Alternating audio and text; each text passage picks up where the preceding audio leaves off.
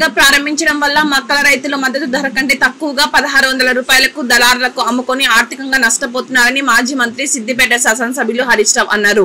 బుధవారం నాడు Siddipet market yard లో వడ్ల మొక్కజొన్న కొనుగోలు కేంద్రాలను ప్రారంభించారు. ఈ సందర్భంగా మాజీ మంత్రి హరీష్ రావు ఇప్పటికే సిద్దిపేట మార్కెట్ యార్డ్ లో 14,000 క్వింటాల మక్కల దళారుల్లో పాలయ్యారని అన్నారు.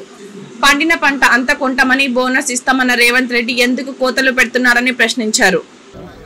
పైగా ఇప్పుడు మళ్ళీ కొత్త నిబంధన ఏం పెడుతున్నారంటే ప్రతి ఎకరాకు కేవలం 18 క్వింటాలు మాత్రమే కొంటామంటున్నారు. జనరల్గా రైతు 25 నుంచి 30 క్వింటాల మక్కలు పండిస్తాడు. అంటే 18 క్వింటాల మక్కలే మేము మద్దతు ధరకు కొంటాము, మిగతా మక్కలు బయట అమ్ముకోండి అంటే మళ్ళీ 1600లకు అమ్ముకోవాలి కదా. నేను ముఖ్యమంత్రి రేవంత్ రెడ్డిని డిమాండ్ చేస్తూ ఉన్నా, పండిన పంటంతా కొంటామన్నారు, బోనస్ ఇస్తామన్నారు, మళ్ళీ ఎందుకు ఈ కోతలు పెడతా ఉన్నారు?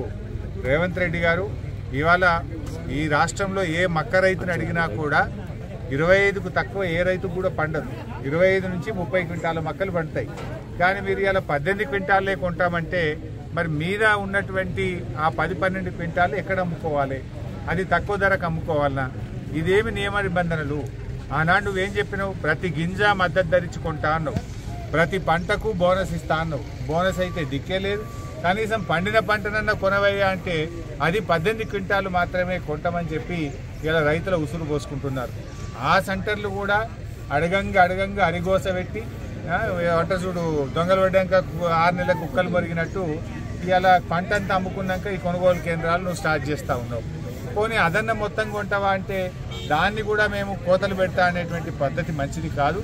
దయచేసి మక్కల మీద ఏదైతే నియంత్రణ పెట్టారో, నిబంధనలు పెట్టారో దాన్ని ఎత్తివేయాలని, రైతు పండించిన పంట అంతా కూడా వెంటనే కొనుగోలు చేయాలని చెప్పి ఈరోజు నేను ప్రభుత్వాన్ని డిమాండ్ చేస్తూ ఉన్నా. ఇవాళ రేవంత్ రెడ్డి గారు నీ పనంతా సగం ఏదన్నా కొనెళ్ళిన ఆదాయానిది. నువ్వు రుణమాఫీ చేస్తా అంటివి, సగం చేస్తేవి, సగం ఎగ్గొడుతుంది. రైతు బంధు ఇస్తా అంటివి, 2 పంటలు ఇస్తేవి, 2 పంటలు ఎగ్గొడుతుంది. బోనస్ ఇస్తా అంటివి, అన్ని పంటలకు ఎగబెట్టి ఒక్క వడ్లకు మాత్రమే బోనస్ ఇస్తా అన్నావు. ఆ బోనస్ కూడా ఒక పంటకి ఇచ్చినావు, ఒక పంటకి ఎగ్గొట్టావు. అదేవిధంగా మక్కలు కొంటా అంటివి, సగం మక్కలు కొంటా, సగం బయట అమ్ముకో అనబట్టి అంతా సగం ఆగమాగం ఉన్నది రేవంత్ రెడ్డి పాలన.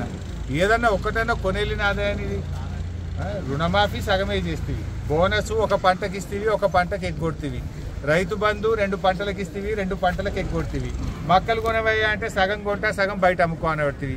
ఇది ఏంది? ఇది దయచేసి రైతులకు ఇచ్చిన మాట నిలుపుకో, పంట మొత్తం కొను, రైతులందరికీ రుణమాఫీ చేయి, అన్ని పంటలకు బోనస్ ఇయ్యి, రైతులందరికీ అన్ని పంటలకు కూడా మరి రైతు బంధు అందించాలని డిమాండ్ చేస్తాం.